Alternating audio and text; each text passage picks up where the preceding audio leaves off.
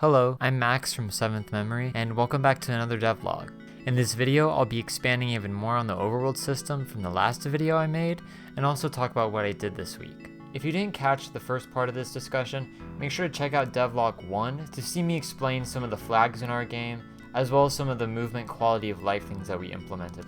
In terms of what I did this week, I updated some of the sprites in our game, adjusting the pose of some of the player sprites, as well as creating new art and updating various tiles for places in our game. Moreover, some of the new art I created was for buildings in our game, which came from a session Olive and I had where we tried to world build a little bit and create at least the starting town, so I could know where to go from there, as well as have a little bit of a guide for what assets I should be making. Here's a little bit of art I did of trying to come up with some enemy designs. I think the Knight and Executioner are really fun, and I think they could be pretty neat and they're kind of cute. I wanted to have like a little general purpose little guy character that we can stick in a ton of different outfits or situations to kind of just be the general flagship enemy of the game. All of this is subject to change, but this was just a few ideas that I had. Moreover, I added a falling state to our character, as well as added a pit option for flags. So now we can designate certain areas as being part of a pit, and the player can fall and then respawn on a safe spot of ground. Lastly, the main thing and topic of this video is going to be the object interaction code, as well as some of the prefabs that I made. To begin, our object structure is all in these two kind of interactable classes. The first interactable class is mainly for objects that you would collide with, and the second one is for ones that you can walk on. This was done because I needed to use inherent properties of the type of objects that we would be using, such as rigid body 2Ds and area 2Ds, but the properties I needed didn't overlap and weren't both present, so we had to make two scripts. But the way that they work is essentially the same, and they are cross-compatible with each other. To begin, the interactables can be configured in a lot of different ways.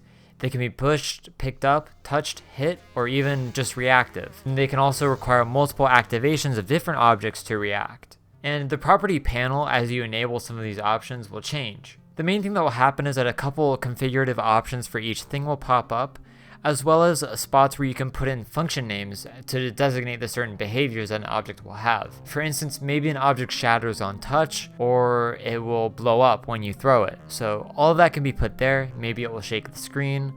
All of that will be in the interactable class and file, and it can just be put there.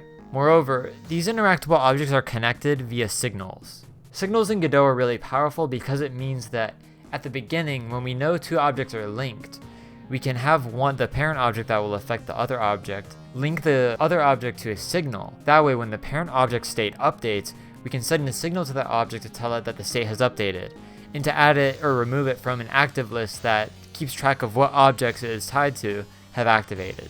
Then, in that object itself, we can check how long this list is and see if it matches the threshold it needs. Therefore, in this object, we can check the length of this list, and depending on the length of the list and the threshold of activation for the reactivity of the object, we can then designate whether the object should be active or not. And if you enable the invertible flag, then in spots where the list length isn't a multiple of the threshold, it will unactivate, which can allow us to create some pretty interesting puzzles. Moreover, I also added a screen shake effect that we can use throughout the game, but for now it's kind of displayed on these objects, and with how they affect the screen.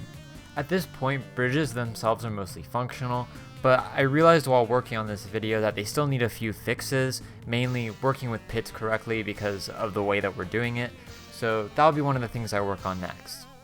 Another thing I wanted to discuss and that's important to get right in our game is height. In top-down RPGs, doing height correctly is really important. There's some ways you can kind of get around it with smart map design, such as locking off certain areas based on certain collision tiles and just using stairs. But we wanted a more scalable system where we could have things appear above the player, on top of the player, have you walk under things, and it overall give us more creative control on how things look in our game. There's a really good video that talks about how this one group of game devs converted their entire game to 3D to work around this issue and have a much better system, but one, that's kind of hard. And two, I am dumb and lazy and I wanted a easy enough solution. So to simulate height in our game, we're taking advantage of Godot's collision layers. While there's a hard limitation of 32, which ultimately ends up limiting how high up we can go, we realistically shouldn't hit that upper limit of how high we could go with maps, so it should be pretty good. So in our game, the first 16 collision layers are mostly used for item interactions on different heights, and the rest of the layers up to 32 is used exclusively for flags, but 17 through 31 are used for the actual collision layers of the world around you. Separating it out like this helps us kind of separate world collision from item collision, and helps us detect you colliding with items much easier, and just make sure that they don't interact with each other weirdly or make it frustrating to interact how you would want with the world. So that's the way we're doing it here. In the map making process, when we do this, one thing that was important was being able to use one tile set for multiple maps without having to make multiple copies and then change the collision layers and all of that. So the system that I devised utilizes the naming scheme of nodes in order to determine their height and then set it appropriately in a duplicated material at runtime. This is the code for it, and essentially what it does is that it goes through all the tile set layers in the scene, checks their name for a certain identifier. What we're doing in our case is doing underscore and then the height layer, and then from there it finds that number and then appropriately sets the collision layer bit for this tile set material. And then that essentially changes all of the collision layer stuff for that one level, and it can work for multiple tile set layers at the same height and all of that. So it's a pretty scalable system. One of the fixes I do want to make to the overall system is setting your height when you enter and exit a door. It's a minor thing that hasn't come up yet, but later on it'll be something that we need to keep track of and make sure it is implemented, just because some stuff might get wonky with collision. The last thing I want to show off in this video is kind of the little scene we've put together of a piece of the starting town that we've kind of come up with. So in this gameplay footage, you'll see me go into a blacksmith, read signs, interact with objects in the world, as well as go into a little tavern area I designed. Obviously, this is all not final, it's all subject to change. I'm sure everything will get refreshed at some point, but right now it's something we have to work with, and it's really cool because this is finally us creating some sort of game. In terms of the next things I want to do, I want to make sure overworld menuing is done, enhance our dialogue system a little bit with text sounds and more portrait adjustments, getting items working in the overworld, and fixing some of the collision because the movement sliding we worked on last time is broken right now for some reason. So I'm gonna have to look at that, keep track of it, see what's going on. Thank you so much for watching. Olive will see you next week with another devlog, and make sure to follow us for more if you're interested in seeing how we continue to develop this game. Thank you so much, and I'll see you next time.